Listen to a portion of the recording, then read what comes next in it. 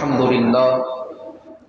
للہ وکفى والصلاة والسلام على محمد المصطفى اما بعد فاعوذ باللہ من الشیطان الرجیم بسم اللہ الرحمن الرحیم انا ارسلناک شاہدا ومبشرا ونذیرا لتؤمنوا باللہ ورسولہ وتعزروہ وتوقروہ وتسبحوہ بکرة واصیلا صدق اللہ العظیم وبلغنا رسوله النبی الامین الکریم قال اللہ تبارک وتعالی فی شان حبیبہ الکریم ان اللہ وملائکتہ یصلون علی النبی یا ایھا الذین آمنوا صلوا علیہ وسلموا تسلیما اللہم صل علی سیدنا ومولانا محمد معدن الجود والکرم وعلی آلہ وصحبہ وبارک وسلم۔ ذات محترم، آج ہمارا دوسرا موضوع حضور علیہ السلام کی ولادت باسعادت کے بارے میں ہم اپنا سبق سنیں گے۔ خلاق عالم ہم سب کا آنا اپنی بارگاہ میں قبول و منظور فرمائے۔ جو پیچھے بیٹھنے والے حضرات ہیں ان سے گزارش اگر کوئی شرعی عذر نہ ہو تو آگے آ جائیں تاکہ مجھے بیان کرنے میں لطف آ جائے اور آپ کو سننے میں لطف آ جائے۔ اللہ رب العالمین ہم سب کا اپنی بارگاہ میں آنا قبول و منظور فرمائے۔ حضور علیہ السلام کی ولادت باسعادت کے بارے میں آج سننا تھا۔ سب سے پہلے حضور علیہ السلام نے جن کا دودھ نوش فرمایا، جن کو شرف بخشا، جن میں سے ایک حضرت سویبہ تھی، دوسری حضرت سیدہ آمینہ رضی اللہ تعالی عنہ جو کہ حضور کی والدہ ماجدہ، اور تیسری حضرت حلیمہ سعدیہ رضی اللہ تعالی عنہ۔ حضرت توبیہ کا کچھ دن حضور علیہ السلام نے دودھ نوش فرمایا، پھر اپنی والدہ ماجدہ حضرت سیدہ آمینہ رضی اللہ تعالی عنہ کا دودھ نوش فرمایا، اور تیسری مرتبہ جو تیسری خاتون ہے، عورت ہے، حضرت سیدہ حلیمہ سعدیہ رضی اللہ تعالی عنہ کا آپ نے دودھ نوش فرمایا۔ حضرت سویبہ جو ہے، حضرت سویبہ، ان کی تو بات سمجھ میں آتی ہے کہ ابو لہب کی یہ باندی تھی، ان کی عورت تھی۔ حضرت سیدہ آمینہ کا بھی سمجھ میں آتا ہے، لیکن سیدہ حلیمہ سعدیہ رضی اللہ تعالیٰ عنہ کا تعلق کہاں سے آ گیا؟ ان کا جو تعلق تھا وہ بنی سعد کی عورتوں میں سے تھا۔ مسئلہ یہ تھا کہ حضور علیہ السلام اور تمام اہل عرب میں یہ مشہور بات تھی کہ جب بچہ پیدا ہو تو اس کو گاؤں کے سائڈ بھیج دیا جائے تاکہ لوگوں کی جو میل جول والی جو زبان ہے بچے کو اس پہ اثر نہ پڑے، تاکہ بچہ کدھر اور جائے گا تو اس کی فصیح زبان ہوگی، فصاحت اور بلاغت اس کی اچھی ہو جائے گی۔ تو اس وجہ سے حضور علیہ السلام کو بھی حضرت حلیمہ سعدیہ رضی اللہ تعالی عنہ جو کہ بنی سعد کی عورتوں کے ہمراہ تھی، یہ دودھ پینے والوں کی تلاش میں نکلی، مکے میں چلی، تو سب عورتیں آپ کے ساتھ تھیں، اور جب آپ نکلی تھی حضرت سیدہ حلیمہ سعدیہ رضی اللہ تعالیٰ عنہ کے بارے میں آتا ہے کہ جب اس سال یہ نکلی تھی تو عرب میں بہت زیادہ قحط پڑا ہوا تھا، تو ان کے پاس اتنا دودھ بھی موجود نہ تھا، حضرت حلیمہ سعدیہ کا اتنا فقر تھا کہ آپ کا اتنا دودھ موجود نہ تھا کہ جس سے آپ کا سگا بیٹا بھی سیراب ہو کر سو سکے، اور نہ اتنا ان کے پاس اونٹنی کا دودھ تھا کہ وہ خود سیر ہو سکے، اور جب وہاں سے یہ نکلے تو اتنی کمزور اونٹنی تھی کہ ان کے ساتھ جو ہمارا جو ساتھی تھے وہ بھی پریشان ہو گئے، یار کہاں ہم کس ساتھ آ گئے، ہم آگے چلتے ہیں خود ہی آ جائیں گے۔ جب حضرت حلیمہ سعدیہ رضی اللہ تعالیٰ وہاں پہنچی تو مکے کے اندر جیسے حضور علیہ السلام کے پاس جاتی ہے تو ایک ہی آواز آتی ہے، یار یہ تو یتیم ہے، یہاں سے تو مال صحیح نہیں ملے گا۔ اس کو کیا بتا کہ یہ یتیم ہی دو جہاں کا سردار ہے، یہ یتیم ہی دو جہاں کا سردار ہے، تو سب یہ کہہ کر نکل جاتے ہیں۔ سب نے بچہ لے گیا، لیکن حضرت حلیمہ سعدیہ کو کسی نے بچہ ہی نہ دیا، کیونکہ ان کے پاس خود کے پاس دودھ موجود نہ تھا۔ حضرت حلیمہ سعدیہ رضی اللہ تعالیٰ نے اپنے شوہر سے کہا کہ ہم اس بچے کو ساتھ لے لیتے ہیں، اچھا تو یہ ہوتا کہ بچہ مل جاتا، لیکن خالی جانے سے بہتر یہ ہے کہ جو بچہ یہ ہے اسی کو ہم ساتھ لے لیتے ہیں، کچھ نہ کچھ تو مل جائے گا ہمیں۔ تو فرماتے کہ وہ جیسے حضور علیہ السلام کو لیا اور شوہر سے اجازت لے لی، اب حضور علیہ السلام کو لے لیا۔ جیسے حضور علیہ السلام کو لے کر وہ اپنے خیمے کے پاس تشریف لاتی ہیں، اللہ رب العالمین نے حضور علیہ السلام کے صدقے جیسے وہ حضور علیہ السلام ان کی گود میں، ان کے پاس دودھ موجود نہیں تھا اپنا، لیکن اللہ رب العالمین نے حضور کے صدقے ان کو دودھ عطا فرما دیا۔ فرماتے اتنا دودھ عطا فرمایا کہ حضور علیہ السلام نے پیا، اور حضور کے ساتھ حضور کے رضائی بھائی جو کہ حضرت حلیمہ سعدیہ کے بیٹے تھے، انہوں نے بھی دودھ سیراب ہو کر پی لیا۔ اچھا اتنا ہی نہیں، اتنا ہی معجزہ نہیں تھا بلکہ حضور کا، فرماتے ہیں جو کمزور سی جو اونٹنی باہر کھڑی ہوئی تھی، اللہ رب العالمین نے اس اونٹنی میں بھی دودھ عطا فرما دیا۔ اب اس اونٹنی میں دودھ آیا، جو ان کے شوہر حارث تھے، انہوں نے دودھ نکالا، دودھ نکالنے کے بعد دونوں نے دودھ پیا، دونوں پھر آرام سے سو گئے۔ صبح کا وقت ہوا، اب یہ نکلتے اپنے واپس گاؤں کی طرف، حضرت حلیمہ سعدیہ رضی اللہ تعالی عنہ اور ان کے شوہر اور باقی جو حضور علیہ السلام تھے، یہ سارے ایک ساتھ نکلے، اور حضرت حلیمہ سعدیہ سے ان کے شوہر کہتے ہیں یار تم بڑا مبارک بچہ لائی ہو، ہمارے پاس تو دودھ اتنا موجود نہیں تھا، آج یہ تمہارے پاس بڑی بات ہے کہ لوگ اس کو ٹھکرا رہے تھے، یتیم کہہ رہے تھے، معاذ اللہ ثم معاذ اللہ، لیکن حضور علیہ السلام اتنے مبارک بچے، یہ محمد عربی اتنے مبارک بچے۔ فرماتے ہیں کہ جب یہ روانہ ہوئے اپنے شہر کی طرف، تو ان کا جو جانور تھا جسے خچر کہا جاتا ہے، جس پر یہ سوار ہو کر آئے تھے، اتنا کمزور تھا کہ یہ سب سے پیچھے رہ جانے والا تھا، لیکن اللہ نے حضور کے صدقے یہ اتنا آگے بڑھ گیا کہ قافلے والے حیران رہ جاتے، حلیمہ سعدیہ سے پوچھتے ہیں اے حلیمہ کیا نیا خرید کر لائی ہو کیا؟ اے حلیمہ کیا نیا خرید کر لائی ہو اس کو کیا؟ حضرت حلیمہ کہتی نہیں وہی یہ جو تمہارے ساتھ چلتا ہوا آیا تھا، بولے اس کو کیا ہو گیا؟ رب العالمین کا کرم ہے بس۔ فرماتے ہیں آگے چلے، تمام خچروں سے آگے بڑھنے والا جو خچر تھا وہ حضور علیہ السلام کا تھا۔ اب جیسے ہی حضور علیہ السلام اس گاؤں میں پہنچے، حضرت حلیمہ سعدیہ کے گھر پہنچے، اللہ رب العالمین نے حضور کے آمد کے صدقے اس گھر میں جتنی بھی بکریاں تھیں جن کے دودھ نہیں تھا، اللہ رب العالمین نے ان سب کے اندر دودھ نازل فرما دیا، دودھ ان سب کو عطا فرما دیا۔ اب حضور کے صدقے یہ ساری چیزیں ان کو ملتی گئیں۔ اب یہ ہوا کہ ان کی جو بکریاں تھیں وہ چڑھنے بھی جاتی تھیں، ساری گاؤں کی بکریاں جاتی، لیکن مسئلہ یہ ہوتا کہ ان کی جو بکریاں جاتی وہ واپس آتی تو ان کے دودھ جو ہوتا تھا وہ ان کے اندر بھرا ہوا ہوتا تھا، لیکن جو بکریاں جو ہوتی تھی دیگر قبائل کی وہ ایسے ہی خشک آ رہی ہیں جن میں دودھ ہی نہ تھا۔ لوگ پریشان ہو گئے یار یہ حلیمہ کے اندر ایسا کیا آ گیا، یہ ہم سب میں فقیر تھی اور آج دیکھو یہ اب اس کی بکریاں جہاں جاتی ہیں جہاں چڑھتی ہیں وہاں اس سے دودھ آ جاتا ہے، اور ہم جہاں بیچتے ہیں وہاں دودھ آتا ہی نہیں ہے۔ فرماتے ایک کام کرو جہاں پر حلیمہ کی جاتی ہے نا وہیں پر بھیج دیا کرو۔ پتہ چلا کہ حضور کے صدقے اللہ رب العالمین نے ان سب کو نواز دیا۔ یہ حضور کی معجزہ تھا حضور علیہ السلام کا، ابھی بچپن کا ہی چل رہا ہے، ابھی حضور علیہ السلام کا بچپن کا ہی واقعہ چل رہا ہے۔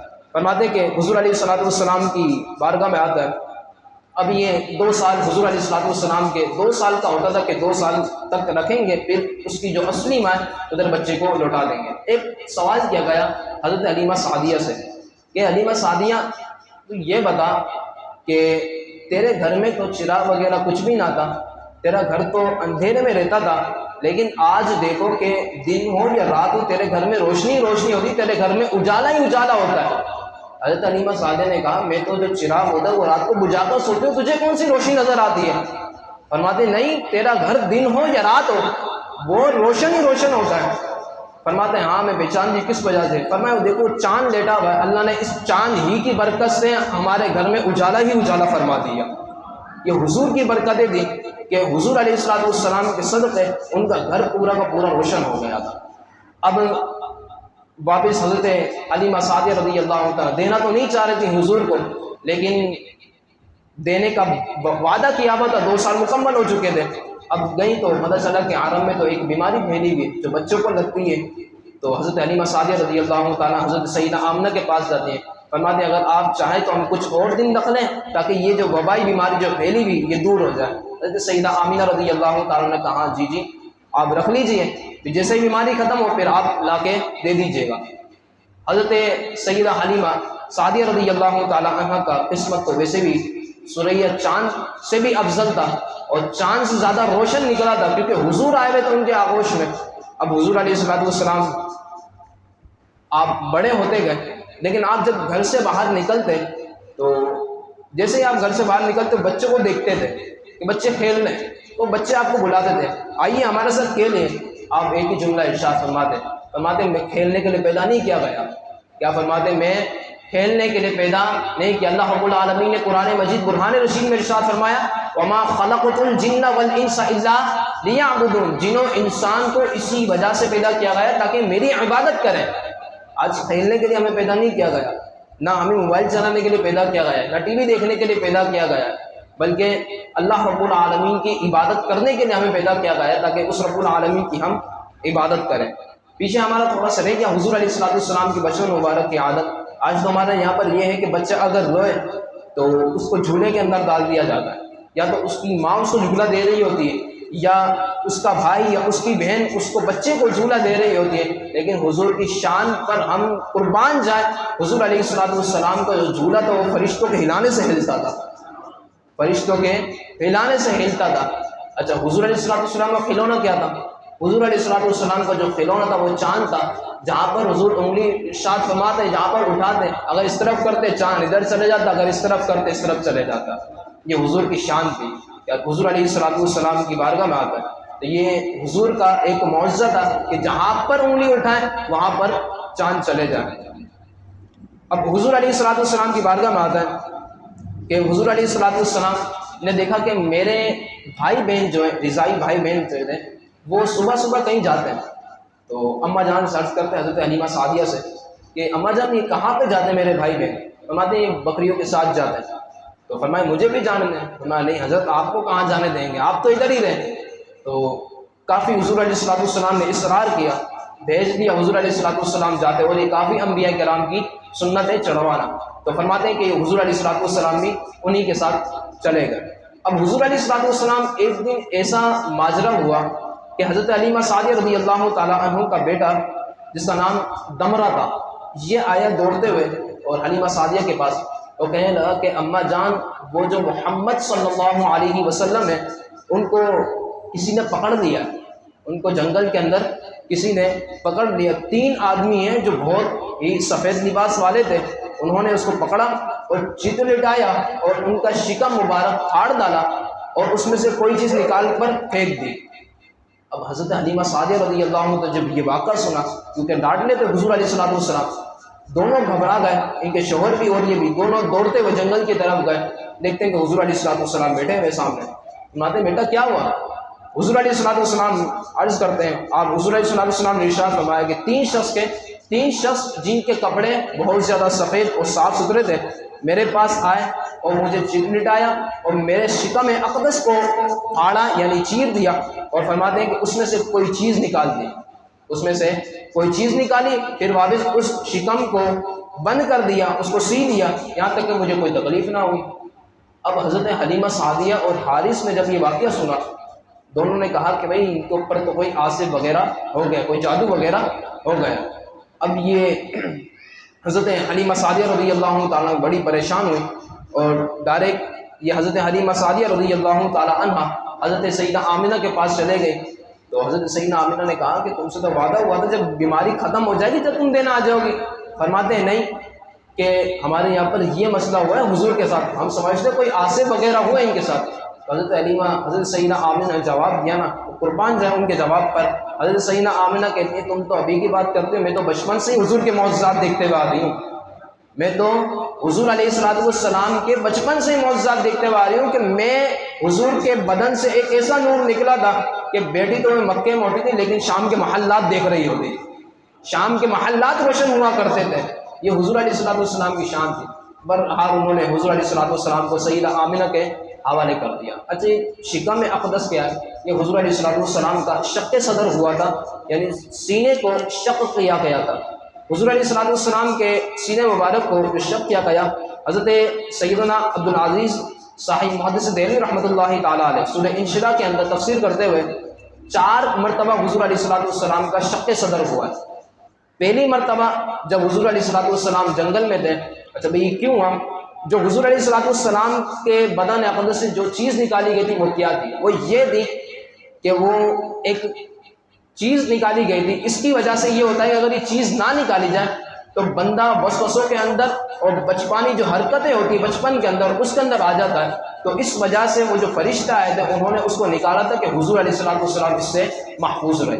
دوسری مرتبہ حضور علیہ السلام کی عمر 10 سال تھی، 10 سال میں بھی حضور علیہ السلام کے ساتھ جس طرح ماجرا ہوا کہ آپ کے شق صدر ہوا، یہ کیوں ہوا؟ تاکہ آپ جوانی کی جو آشوب شہوتیں ان سے آپ محفوظ رہیں۔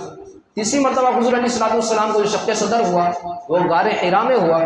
یہ کیوں ہوا؟ یہ اس وجہ سے ہوا کہ حضور علیہ السلام کے دل اطہر پر، قلب اطہر پر جو وحی الہی آئے گی اور جو نور سکینہ اترے گا، اس کا آپ جو بوجھ ہے اس کو آپ برداشت کر سکیں۔ چوتھی مرتبہ جو حضور علیہ السلام کا ہوا وہ معراج کی شب میں ہوا۔ تو یہ حضور علیہ السلام کا 4 مرتبہ شق صدر ہوا۔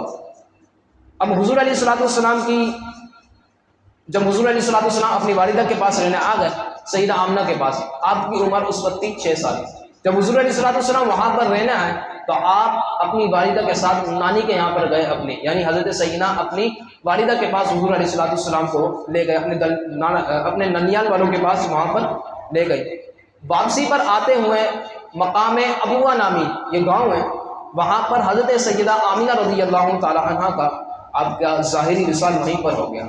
والد صاحب کا تو ویسے ہی رحمت والا، شفقت والا ہاتھ تو ویسے ہی اٹھ چکا تھا، اب والدہ بھی حضور علیہ السلام کے یہاں سے، والدہ ماجدہ کی جو آغوش شفقت تھی وہ بھی ختم ہو گیا، یہاں سے حضور علیہ السلام کے پاس ہے، اور حضور کی عمر کتنی تھی؟ 6 سال تھی۔ اب حضور علیہ السلام کے جو ساتھ جو تھی وہ حضرت ام ایمن تھی، جن کا نام البرکت تھا، وہ حضور علیہ السلام کے ساتھ تھی۔ یہ حضور کو جناب عبد المطلب رضی اللہ تعالیٰ عنہ کے پاس لاتی ہیں اور ان کے حوالے کر دیتی ہیں۔ حضور ان کے پاس رہے 2 سال، حضور علیہ السلام وہاں پر رہے 7 اور 8۔ 8ویں سال جب حضور علیہ السلام کی عمر تھی، وہیں پر حضرت سیدنا عبد المطلب، ان جناب عبد المطلب کا بھی ظاہری وصال ہو گیا 8 سال کی عمر میں۔ جناب عبد المطلب کے بعد جناب ابو طالب حضور علیہ السلام کے چچا ہیں، ان کے پاس حضور علیہ السلام آ کر رہنے لگے۔ یہیں پر حضور علیہ السلام نے تربیت پائی، اور حضور علیہ السلام کی ساتھ حضرت جناب ابو طالب اتنا محبت کرتے تھے۔ اچھا، محبت کی وجہ کیا تھی؟ خود بیان کرتے ہیں، فرماتے ہیں وہ جو حضور کی بچپن کی پیاری پیاری ادائیں تھی نا، اور حضور علیہ السلام کی ایک بات جو ابو طالب کا خود کا بیان ہے، میں حضور سے اس وجہ سے محبت کرتا ہوں، اور اتنی محبت کیا کرتے تھے کہ ابو طالب باہر ہوں یا اندر ہوں، یعنی تخت پر بیٹھے ہوں یا کدھر بھی بیٹھے ہوں، حضور ضرور ساتھ بیٹھتے تھے، اتنی محبت تھی۔ اچھا بھائی، محبت اتنی کیوں؟ فرماتے اس وجہ سے مجھے حضور سے محبت ہو گئی تھی کہ کبھی بھی میں نے اس محمد عربی صلی اللہ علیہ وسلم کو جھوٹ بولتے ہوئے نہیں دیکھا، ہمیشہ ان کی زبان پر سچ ہی دیکھا ہے، نہ کبھی ان کو فحش کوئی کرتے ہوئے دیکھا ہے، نہ کبھی کسی بیہودہ لڑکوں کے ساتھ کھیلتے ہوئے دیکھا ہے۔ تو بچپن ہی کے اندر سے آپ کی حضور علیہ السلام کی عادت مبارکہ تھی کہ کبھی بھی آپ نے جھوٹ نہ بولا، ہمیشہ سچ کا ساتھ دیا حضور علیہ السلام۔ ابھی آپ کا حضور علیہ السلام کی ایک سچائی کا واقعہ بھی انشاءاللہ آگے آئے گا۔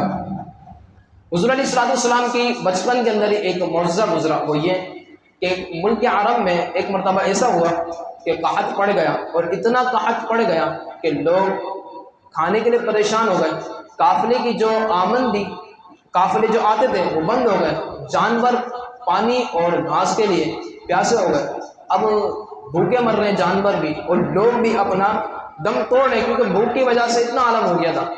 سب جناب ابو طالب کے پاس آتے ہیں اور کہتے ہیں کہ آپ کعبے کے سجادہ نشین اور متولی ہیں، آپ دعا کریں اللہ ہم پر بارش نازل فرما دے، جب بارش ہو جائے گی تو یہ جو قحط ہے یہ سارا کا سارا دور ہو جائے گا۔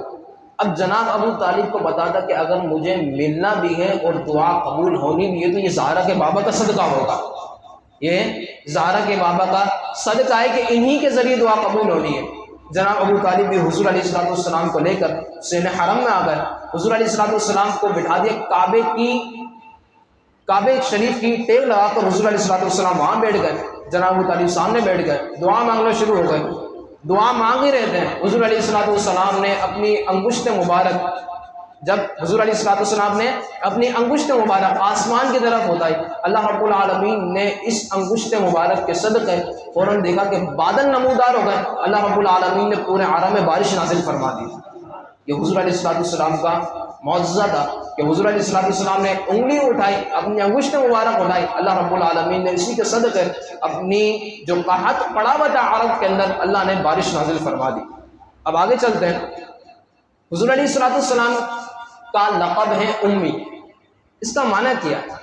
بعض لوگوں نے اس کا معنی کیا ہے ان پڑھ، معاذ اللہ ثم معاذ اللہ۔ اس کی وجہ کیا ہے؟ ان پڑھ ہوتا کیا ہے؟ سب سے پہلی بات، حضور علیہ الصلوۃ والسلام کا جو لقب ہے امی، اس کا اگر معنی دیکھا جائے مثبت کے ساتھ ساتھ اگر کوئی اس کا مخالف معنی بھی نکالنا چاہے تو ان پڑھ اس کا معنی نکل سکتا ہی نہیں۔ اس کا امی کا جو معنی ان پڑھ یہ نکل سکتا ہی نہیں۔ بندہ اگر مثبت نکالے یا مخالف نکالے، بندہ مثبت نکالے یا مخالف کس طرح بھی نکالے، ان پڑھ تو نکل سکتا ہے ہی نہیں اس کا معنی۔ اب کیا ہے حضور علیہ الصلوۃ والسلام کا یہ دو وجہ سے اس کو ثابت کیا ہے۔ نمبر ایک تو یہ ام القرا کی نسبت کی وجہ سے حضور کو امی کہا جاتا ہے، یہ مین جوابات ہیں، ان کو سنیے۔ نمبر ایک، ام القرا کی وجہ سے حضور علیہ الصلوۃ والسلام کو امی کہا جاتا ہے، ام القرا یعنی مکے میں رہنے والے۔ دوسری چیز حضور علیہ الصلوۃ والسلام کو امی کہنے کی وجہ کیا ہے؟ امی کا معنی یہ ہے کہ حضور علیہ الصلوۃ والسلام کا امی کا یہ معنی بیان کیا گیا کہ آپ نے دنیا میں کسی انسان سے نہ پڑھا نہ لکھا، نہ کسی انسان سے پڑھا نہ لکھا۔ اللہ کے عالم، اللہ رب العالمین کی یہ شان تھی کہ اللہ رب العالمین نے حضور علیہ الصلوۃ والسلام کو اس قدر علم عطا فرمایا کہ حضور علیہ الصلوۃ والسلام کے سینہ اقدس میں علوم اولین ہو یا علوم آخرین ہو، سب حضور علیہ الصلوۃ والسلام کو عطا فرما دیا گیا۔ اچھا بھائی، حضور علیہ الصلوۃ والسلام کی امی لقب میں کیا راز ہے؟ کسی سے حضور علیہ الصلوۃ والسلام نے کیوں نہیں پڑھا؟ اس کے بھی کئی جوابات دیے گئے، 3 جوابات میں آپ کو دے دیتا ہوں۔ نمبر ایک تو اس کا جواب یہ دیا گیا، حضور علیہ الصلوۃ والسلام جو اس دنیا میں تشریف لائے، امت کو علم و حکمت سکھانے کے لیے تشریف لائے، نہ کہ خود سیکھنے کے لیے آئے۔ حضور علیہ الصلوۃ والسلام جو تشریف لائے یہ علم و حکمت امت کو سکھانے کے لیے حضور علیہ الصلوۃ والسلام تشریف لائے، اور حضور کا جو استاد ہے وہ صرف اللہ کے عالم ہے، اس کے علاوہ کوئی بھی نہیں ہے۔ ایک بات تو یہ۔ دوسرا جواب یہ، حضور علیہ الصلوۃ والسلام کو مشرق و مغرب شش جہاد کا حضور علیہ الصلوۃ والسلام کو علوم عطا فرمایا، تو یہ کوئی نہ سوچ سکے جب حضور کے پاس اتنا علم ہے تو معاذ اللہ حضور کے استاد کے پاس کتنا علم ہوگا، کوئی یہ سوچ نہ سکے۔ تو اس وجہ سے حضور علیہ الصلوۃ والسلام نے نہ کسی سے پڑھا نہ کسی سے لکھا۔ اس کا جواب اس کا یہ دیا گیا کہ حضور علیہ الصلوۃ والسلام کا اگر کوئی استاد ہوتا تو حضور کو اس کی تعظیم کرنی پڑتی، حالانکہ حضور کو تعظیم کرنے کے لیے پیدا نہیں کیا گیا، اللہ کے عالم نے حضور علیہ الصلوۃ والسلام کو اس وجہ سے پیدا فرمایا کہ حضور کی تعظیم و توقیر کی جائے۔ انا ارسلناک شاہدا ومبشرا ونذیرا لتؤمنوا باللہ، تاکہ تم ایمان لاؤ اللہ پر اور اس کے رسول پر، وتعزروہ وتوقروہ، اور ان کی عزت کرو۔ اللہ رب العالمین نے قرآن مجید قرآن رشید میں ارشاد فرما دیا۔ تو کوئی استاد ہوتا تو اس کا معنی کیا ہوتا کہ حضور کو اس کا ادب کرنا پڑتا، لیکن حضور کو ادب کرنے کے لیے پیدا نہیں کیا گیا، کسی کی تعظیم کے لیے پیدا نہیں کیا گیا، بلکہ امت کو پیدا کیا گیا کہ حضور کی تعظیم کی جائے۔ یہ بات سمجھ میں آ گئی سب کے؟ تو یہ حضور علیہ الصلوۃ والسلام کا امی لقب بیان کیا گیا۔ آخری بات میں کرتا ہوا چلوں، سفر شام حضور علیہ الصلوۃ والسلام کا ہوا۔ سفر شام کیا تھا حضور علیہ الصلوۃ والسلام کا؟ حضور علیہ الصلوۃ والسلام کی عمر شریف تھی 12 سال، جب حضور علیہ الصلوۃ والسلام نے جناب ابو طالب کے ساتھ سفر شام، ملک شام کا آپ نے سفر کیا۔ اب حضور علیہ الصلوۃ والسلام کی بارگاہ میں آتا ہے کہ جب وہاں پر آپ پہنچے تو بحیرہ راہب کا، وہاں پر عیسائی موجود تھا، تو حضور علیہ الصلوۃ والسلام اور جناب ابو طالب وہیں پر ٹھہرے رہے۔ تو اس یہودی نے جب دیکھا کہ اس بندے کے اندر اتنی نشانیاں پائی جا رہی ہیں توریت اور انجیل میں، تو وہ سمجھ گیا کہ یار یہاں جو آیا نا یہ نبی آخر الزماں ہی آیا، اس کے علاوہ کوئی آ نہیں سکتا۔ تو جناب ابو طالب کو انہوں نے بتایا کہ اس راہب نے کہ یہ جو آئے یہ اللہ کے رسول ہے اور یہ آخری رسول ہے، خاتم النبیین ہے، تم ایک کام کرو ان کو آگے لے کے نہ جاؤ، اگر آگے لے کے گئے تو معاذ یہ ہو سکتا ہے کہ یہودی جو ہے ان کو قتل کر دے معاذ اللہ، تو ایک کام کرو اپنا مال یہیں پہ بھیجو، یہیں پر تجارت کرو اور یہیں سے فوراً نکل جاؤ۔ جناب ابو طالب ویسے حضور سے محبت کیا کرتے تھے، اس وجہ سے یہیں پر اپنا مال وغیرہ بیچا اور حضور علیہ الصلوۃ والسلام واپس اپنے مکے چلے گئے۔ حضور علیہ الصلوۃ والسلام کا دوسرا جو سفر ہوا ملک شام کا، وہ اس وجہ سے ہوا اور وہ خاتون کی وجہ سے۔ وہ خاتون کون تھی؟ میری اور آپ کی ماں سیدہ خدیجہ رضی اللہ تعالی عنہا کی وجہ سے، جو کہ حضور علیہ الصلوۃ والسلام کی دیانتداری اور صداقت اور امانت کی وجہ سے حضور علیہ الصلوۃ والسلام کو انہوں نے چنا، کیونکہ یہ مالدار عورت تھی۔ تو انہوں نے کہا کہ ملک عرب میں حضور علیہ الصلوۃ والسلام کے ویسے ہی چرچے تھے، تو تو ایک کام کرتے ہیں کہ انہی کو بھیج دیتے ہیں، یہی دیانتدار ہے، صداقت بھی یہی ہے، امانت دار بھی یہی ہے۔ حضور علیہ السلام کے ساتھ ایک پیغام بھیجا کہ جو میں لوگوں کو قیمت دیتی ہوں ملک شام جانے کی، آپ کو اس سے زیادہ دگنا دوں گی اگر آپ میرے لیے یہ کام کر دیں۔ حضور علیہ السلام چلے گئے، حضور نے کہا، حضور نے منظور فرما لیا حضور علیہ السلام نے۔ اب حضور علیہ السلام کے ساتھ حضرت سیدہ خدیجہ کا ایک غلام جس کا نام میسرہ تھا، وہ بھی حضور علیہ السلام کے ساتھ آ گیا۔ اچھا بھائی کیوں آیا تھا؟ تاکہ حضور کی خدمت کی جائے۔ کس نے بھیجا تھا؟ حضرت سیدہ خدیجہ رضی اللہ تعالیٰ۔ فرماتے دونوں ملک شام گئے۔ ملک شام کے اندر جیسے ہی پہنچے تو وہاں پر ایک نستورہ راہب تھا، وہیں پر اس کی خانے کا یعنی آستانہ اس کا قریب تھا۔ تو میسرہ کا اس سے تعلق تھا پہلے بھی۔ تو میسرہ نے کہا کہ یہ کون شخص ہے؟ فرماتے ہیں یہ ہمارے ملک کا رم محمد عربی ہے صلی اللہ علیہ وسلم، اور یہ دیانتداری، صداقت اور امانت میں بہت زیادہ مشہور ہے۔ فرماتے ہیں یہ جو درخت کے جو نیچے جو اترے ہیں، حضور علیہ السلام وہاں پر درخت کے نیچے اترے تھے۔ فرماتے ہیں یہاں نبی کے علاوہ کوئی اترا ہی نہیں ہے، مجھے پتا ہے کہ یہ نبی آخر الزماں ہے۔ تم ایک کام کرو کہ اپنا مال بیچو اور یہاں سے چلے جاؤ، اور ایک کام یاد رکھنا، ان کی خوب خدمت کرو۔ مجھے بھی اگر موقع ملا اور میں زندہ رہا تو میں آ کر ان کی تصدیق کروں گا اور ان پر ایمان لاؤں گا۔ یہ نصر راہب کا کہنا تھا کہ میں آ کر ان کی تصدیق کو تائید کروں گا۔ حضور علیہ السلام بصرہ کے بازار میں بہت جلد تجارت کا مال تشریف فروخت کر کے مکہ مکرمہ واپس آ گئے۔ مکہ مکرمہ جیسے آپ داخل ہونے لگے تو حضرت سیدہ خدیجہ رضی اللہ تعالی عنہ اپنی چھت پر یا اپنے بالا خانے کے یعنی اوپر بیٹھی ہوئی تھی، جہاں پر نظر آئے کہ کون آ رہا ہے کون جا رہا ہے، باہر کا راستہ۔ تو جیسے ہی آپ اوپر بیٹھی ہوئی تھی، دیکھا کہ حضور علیہ السلام اور ان کا غلام میسرہ وہ دونوں آ رہے تھے۔ فرمایا جس طرح دونوں تشریف لائے تو حضور علیہ السلام کی ایک معجزہ حضرت سیدہ خدیجہ دیکھتی ہے۔ فرماتے وہ داخل تو ہو رہے ہیں اور سورج بھی اپنا جلوہ دکھا رہا ہے، لیکن حضور علیہ السلام پر سایہ کرنے والے دو فرشتے موجود ہیں۔ یہ کون دیکھتا؟ حضرت سیدہ خدیجہ دیکھتی ہے۔ حضور کا معجزہ تھا کہ حضور علیہ السلام کے سر پر دو فرشتے سایہ کر رہے ہیں۔ اب جیسے ہی میسرہ داخل ہوا تو میسرہ سے کہتے ہیں یار یہ تو بڑے ہی اچھے شخص ہیں کہ جن پر فرشتے سایہ کر رہے ہیں، جن پر دو اشخاص آسمان سے سایہ کر رہے ہیں۔ حضرت جو میسرہ تھا اسے جواب کیا دیا؟ فرماتے ہیں سیدہ آپ تو یہ کہتی ہیں کہ آپ نے ابھی دیکھا ہے، میں تو پورے جو ملک شام سے سفر کرتے ہوئے آ رہا تھا اور سب سے پہلے یہی دیکھتا ہوا آ رہا تھا کہ کوئی نہ کوئی تو ان کے لیے سایہ کرتے ہوئے آ رہا ہے۔ کوئی بھی سورج ہو جہاں پر بھی جاتے ہیں وہاں پر ان کے اوپر سایہ کیا جاتا تھا۔ یہ حضور علیہ السلام کی شان تھی کہ آپ کے اوپر سورج کا بھی سایہ نہ پڑے، اتنا حضور علیہ السلام کا یہ معجزہ تھا۔ حضور علیہ السلام اب جیسے ہی حضور علیہ السلام کا یہ معجزہ دیکھا، سیدہ بی بی خدیجہ رضی اللہ تعالی عنہ کے بارے میں آتا ہے کہ آپ حضور علیہ السلام کو پسند کرنے لگی۔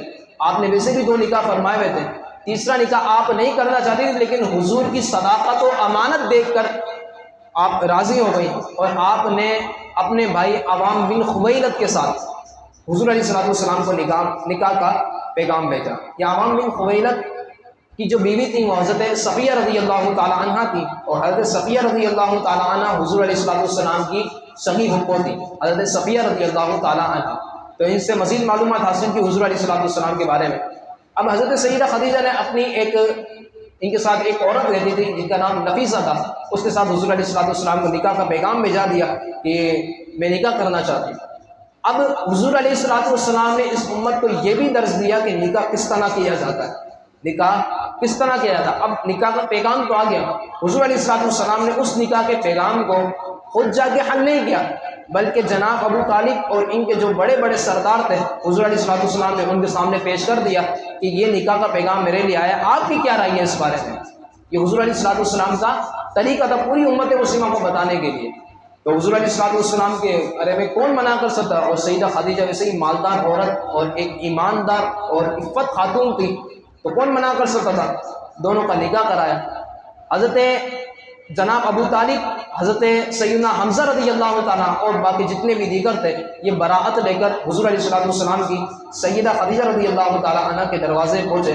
وہاں پر جناب ابو طالب نے بھی خطبہ دیا، حضور علیہ السلام اور حضرت سیدہ بی بی خدیجہ رضی اللہ تعالیٰ عنہ کی طرف سے ورقہ بن نوفل نے بھی خطبہ دیا۔ تو حضور علیہ السلام کے ساتھ یہ جو سیدہ خدیجہ رہے تقریباً 25 سال حضور علیہ السلام کے ساتھ انہوں نے قیام فرمایا، پھر ان کا ظاہری وصال ہو گیا، اور حضور نے ان کے ہوتے ہوئے کبھی بھی کسی سے نکاح نہ فرمایا۔ آخری بات میں کرتا ہوا چلو، حضور علیہ الصلوۃ والسلام کی کیا ایسی بات ان کو نظر آ گئی سیدہ بیوی خدیجہ کہ حضور علیہ الصلوۃ والسلام کو پسند کیا کرتے؟